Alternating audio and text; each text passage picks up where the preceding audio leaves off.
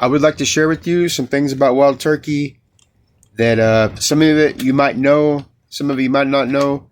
It's not nothing I'm making up. It's stuff that's been proven by institutions across the country. A lot of this is, biology. Some of it, like I say, is habitat improvement. It will help you hold turkey on your property longer throughout the spring so that during turkey season you will have an opportunity to be successful. The first one we're going to get into is their home range. I would like to say first, before I start, this particular water hole where you're seeing it on these videos it's right outside my house. It's 150 yards away. I can sit and I can watch this from my window. It's never hunted. It's not a place where I would ever let anybody hunt, and it's strictly for viewing wildlife, for taking inventory on wildlife that's around here. My property, neighboring properties. It's in the center of my property, and so I just want you to know that. And plus, all the videos you're seeing of the turkey, these are all from the past 5 to 6 weeks. They're all from this year, this spring. But these videos will give you a good idea of the size of this flock of turkeys. It's actually several flocks of turkey. Some flocks of 30, some other ones of close to 40. They're pretty big flocks of turkey, and I can show that I can keep them here throughout the spring, throughout turkey season, with these few habitat improvements. You can see right here that wild turkey have a 400 to 2,000 acre home range. So the 400 would be more like a core area, and then the 2,000 would be their broadest that'd be walking around the properties. That's a pretty big area. That could easily be where one day they're on your property, the next day they're gone. And they could even be gone through the next month during turkey season, and you not be able to even call one back to your property. So the first thing I do is I start eliminating predators. I usually start like around February, because it seems like if I start anytime sooner than that, every predator I get rid of, something will take its spot. But it seems like if I start like in February, in that month, try to get rid of as many predators as possible. When the turkeys show up, they usually show up end of February, 1st of March. When they show up, they don't have to worry about predators. There's pretty much no predators around to bother them. Yeah, eliminating predators, I believe, is the number one thing that you got to do. The turkey will stay because they see they can nest without anything coming to eat the eggs, something bumping them off the nest during the night, eating their eggs. 3 years ago, I wasn't doing this, and I would go walk through the field, and I would find turkey eggs, just the shells, where raccoons or something had ate them during the night. So the next one is clean water. There's studies out there that show that turkey prefer clean water, just like humans. They like to drink water from an open space, like in the center of a field. They don't like to go drink out of a dirty pond where there's vegetation around it, where they're going to be ambushed by predators.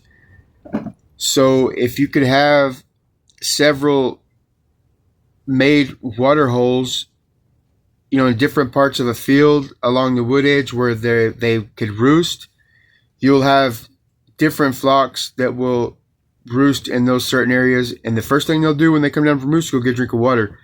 And them hens, when they're sitting on a nest, the first thing they're going to do in the morning is go get a drink of water and then go back to the nest.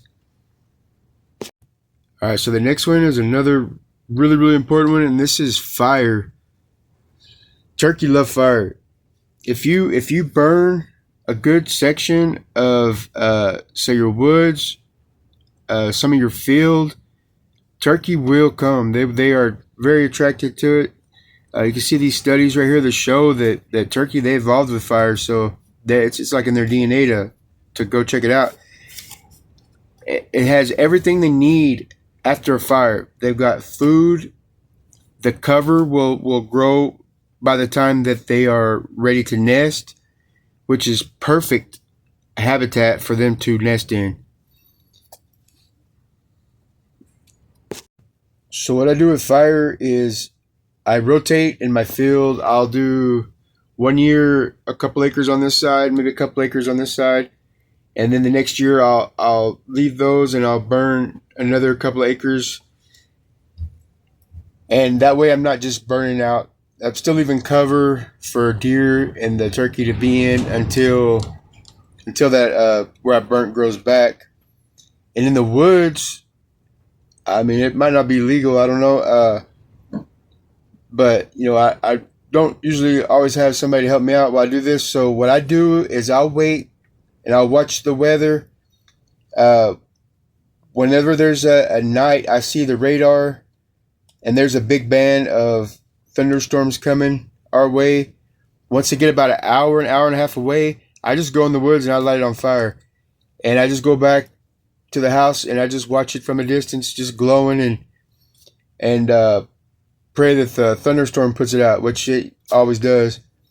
But that's the way I do it. And you usually burn a really pretty good section in that hour and a half before the thunderstorm gets there to put it out. And also you'll have the winds from that thunderstorm helping it push through the woods pretty good. Another thing with fire is hens. They love to go and fluff in that fresh ash. You'll see them in there for hours sometimes. In that ash, they'll just be fluffing in it and getting it all over their body. And also you'll be helping the deer out by getting rid of some ticks that's underneath them leaves. Them ticks really bug them deer. And on the deer, it'll take away 15% of their antler growth by having a lot of ticks on their body during the time they're in velvet. So there are just a couple more little things here. As far as pebbles and rocks, that's a big part of the turkey's diet.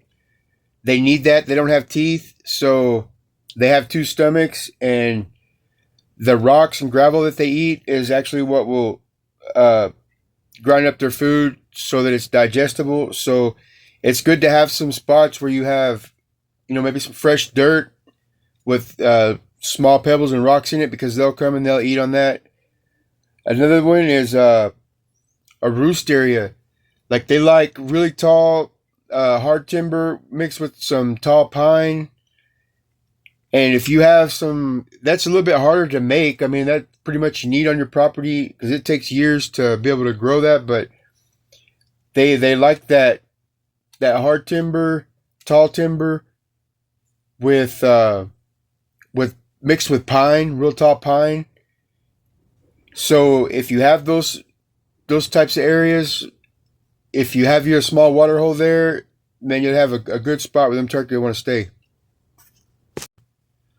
So another big part of the habitat is having a place for these toms to go and strut and to be drumming and to be showing off in front of hens.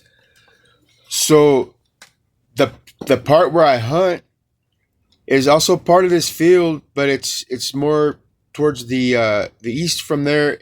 And what it is, it's like a big maze. It's a bunch of little small fields cut inside of some blackberry bushes and some other thick brush. So turkey can be in one little field and deer could be in one, and they can't see the other deer or turkey in the other little fields. So the other day I was out there and I was cleaning up some brush, and I could hear several toms drumming all in separate little parts of that field, which was really cool. So with so many hens, they can all have their own little field, not have to worry about fighting with each other, and they can all be kind of showing off, doing their little thing. They really love them little open places where they feel safe, because they got some cover for that little field, but they got some view around them so that nothing's going to sneak up on them and get them. Right now there's like 15 to 20 good quality, nice toms here. So it's good for them to each have their own little spot where they can go. You can see right here that the life expectancy of a wild turkey is 3 to 4 years old. So I feel like if 1 year you are not to maintain this, it's possible that you could lose this migration to every spring coming to your property. It might take them some time to figure that back out, because that's not really a long lifespan for them to be teaching the next generations kind of where they could go to be safe during certain times of year. So that's something to pay attention to, is just like to try to keep up the habitat, try to keep up everything. If it's working, keep it working. And that's about it. I was going to just put in this little video of these bucks fighting here. They're all getting back up in their bachelor groups, and they don't have antlers. They're starting to grow their antlers for this year. And so they got to fight with their feet. I thought it was a pretty cool little boxing match. I'll show you that, and then I'll go back in turkey, and I'll just let you watch the rest of the video out. Like I said, I could have put way more videos on here, but it just would have made it really long and boring. But I have tons of videos from this year, just these last few weeks of the wild turkey. But I'll put some on the end of the video, and I appreciate you watching, and have a blessed day.